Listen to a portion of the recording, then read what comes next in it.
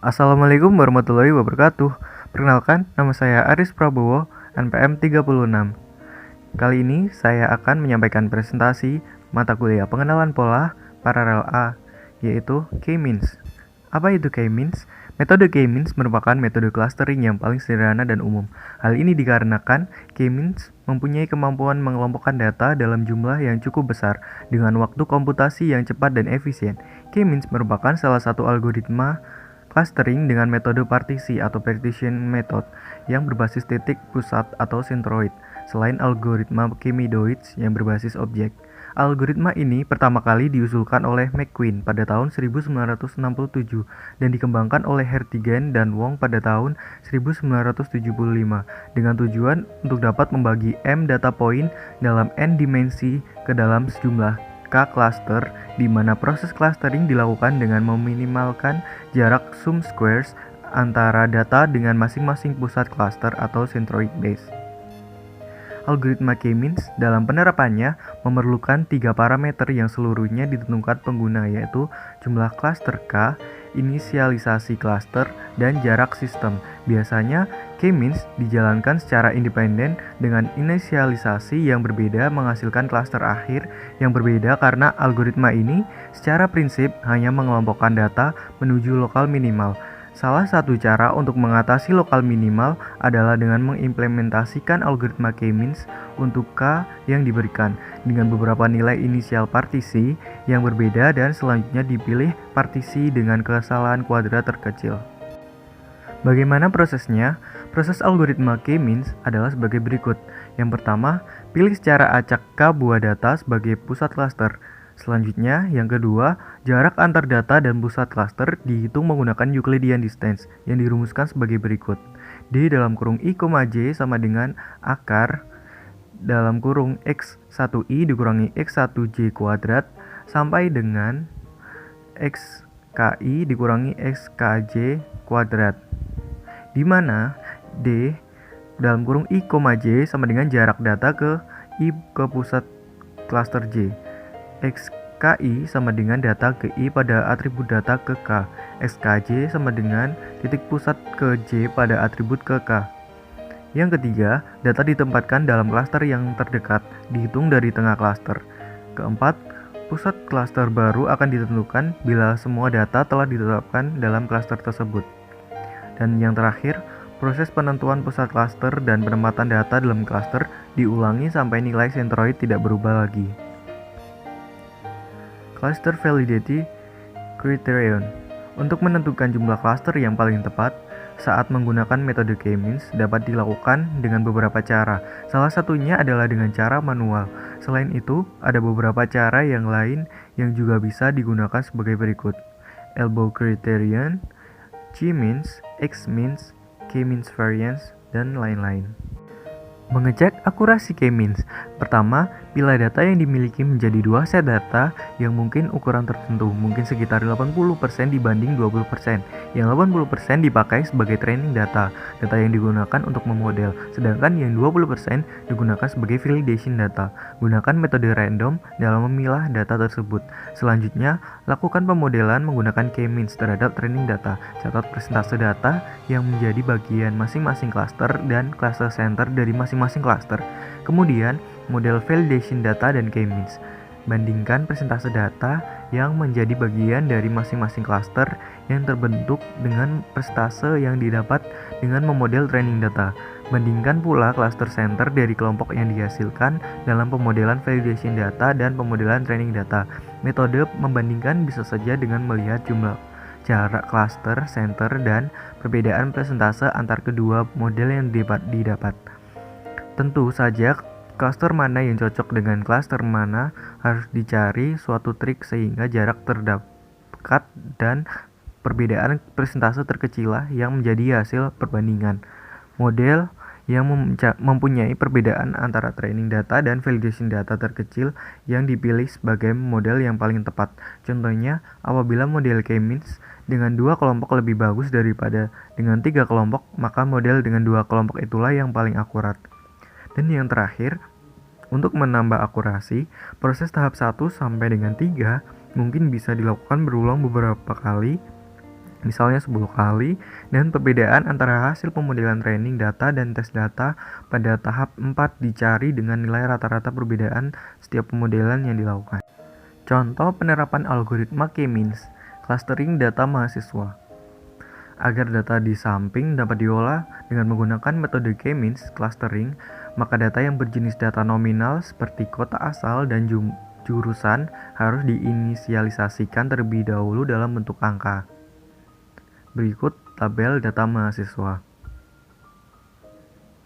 Terdapat nama, jurusan, kota asal, dan IPK yang kemudian akan ditransformasikan dalam bentuk inisialisasi data. Berikut transformasi tabelnya. Tabel 2, inisialisasi data wilayah kota asal. Diinisialisasikan dalam bentuk angka sebagai berikut. Tabel 3, inisialisasi data jurusan. Diinisialisasi dalam bentuk angka sebagai berikut. Selanjutnya pengolahan data. Setelah semua data mahasiswa ditransformasi ke dalam bentuk angka, maka data-data tersebut telah dapat dikelompokkan dengan menggunakan algoritma K-means clustering. Untuk dapat melakukan pengelompokan data-data tersebut menjadi beberapa klaster, perlu dilakukan beberapa langkah, yaitu yang pertama, tentukan jumlah klaster yang diinginkan. Dalam penelitian ini, data-data yang ada akan dikelompokkan menjadi 3 klaster.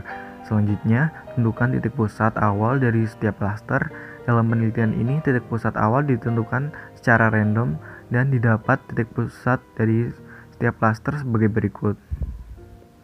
Klaster 1 sampai dengan klaster 3.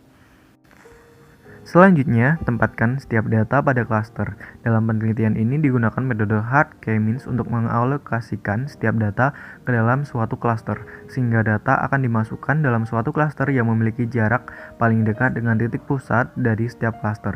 Untuk mengetahui klaster mana yang paling dekat dengan data, maka perlu dihitung jarak setiap data dengan titik pusat setiap klaster. Sebagai contoh, akan dihitung jarak dari data mahasiswa pertama ke pusat klaster pertama dengan hasil sebagai berikut.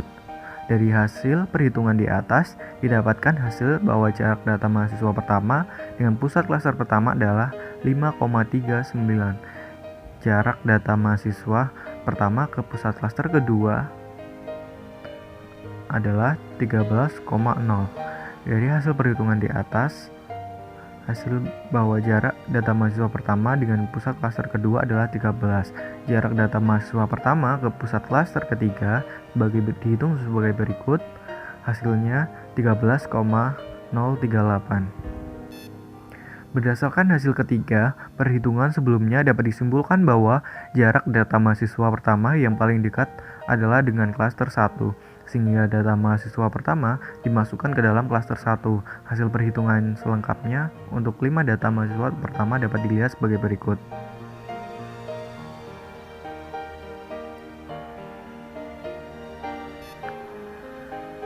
Selanjutnya, setelah semua data ditempatkan di dalam klaster yang terdekat, kemudian hitung kembali pusat klaster yang baru berdasarkan rata-rata anggota yang ada pada klaster tersebut. Dan kelima, setelah didapatkan titik pusat yang baru dari setiap klaster, lakukan kembali dari langkah ketiga hingga titik pusat dari setiap klaster tidak berubah lagi dan tidak ada lagi data yang berpindah dari satu klaster ke klaster yang lain. Dalam penelitian ini, iterasi clustering data mahasiswa terjadi sebanyak 7 kali iterasi. Pada iterasi ke-7 ini, titik pusat dari setiap klaster sudah tidak berubah dan tidak ada lagi data yang berpindah dari satu klaster ke klaster yang lain. Berikut hasil perhitungan K-means-nya. Klaster 1, klaster 2, dan klaster 3. Penjelasannya, dari hasil klaster 1 terlihat bahwa karakteristik mahasiswa pada klaster 1 didominasi oleh mahasiswa yang berasal dari jurusan Information Technology dan Marketing. Sedangkan berdasarkan kota asal didominasi oleh mahasiswa yang berasal dari wilayah kota asal DKI Jakarta dan Jawa Barat, sehingga dapat disimpulkan bahwa rata-rata mahasiswa pada klaster 1 yang berasal dari wilayah kota asal DKI Jakarta dan Jawa Barat mengambil jurusan Information Technology dan Marketing. Kemudian dari hasil klaster 2 di atas dapat dilihat bahwa karakteristik mahasiswa pada klaster 2 didominasi oleh mahasiswa yang berasal dari jurusan Accounting dan International Business, sedangkan berdasarkan kota asal didominasi oleh mahasiswa yang berasal dari wilayah kota DKI Jakarta dan Jawa Barat, sehingga dapat disimpulkan bahwa rata-rata mahasiswa pada klaster 2 yang berasal dari wilayah kota asal DKI Jakarta dan Jawa Barat mengambil jurusan Information Technology dan Marketing. Sedangkan dari hasil klaster 3 di atas dapat dilihat bahwa karakteristik mahasiswa pada klaster 3 didominasi oleh mahasiswa yang berasal dari jurusan Public Relation, Accounting, dan International Business. Sedangkan berdasarkan kota asal didominasi oleh mahasiswa yang berasal dari wilayah kota asal Sulawesi, Jawa Timur, dan Sumatera Selatan, sehingga dapat disimpulkan bahwa rata-rata mahasiswa pada klaster 3 yang berasal dari wilayah asal Sulawesi, Jawa Timur, dan Sumatera Selatan mengambil jurusan Public Relation, Accounting, dan International Business.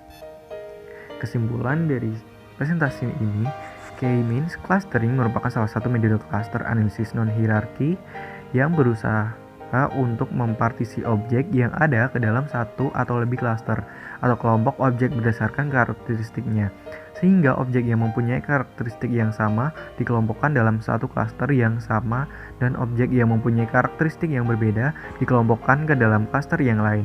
Cluster yang dihasilkan dapat memberikan pengetahuan baru dan menarik yang dapat digunakan dalam mendukung keputusan. Pertanyaan untuk reviewer, bagaimana cara mengetahui apakah model clustering yang didapatkan dengan K-means sudah cukup akurat atau tidak? Sekian presentasi dari saya. Apabila ada kesalahan, saya mohon maaf. Wassalamualaikum warahmatullahi wabarakatuh.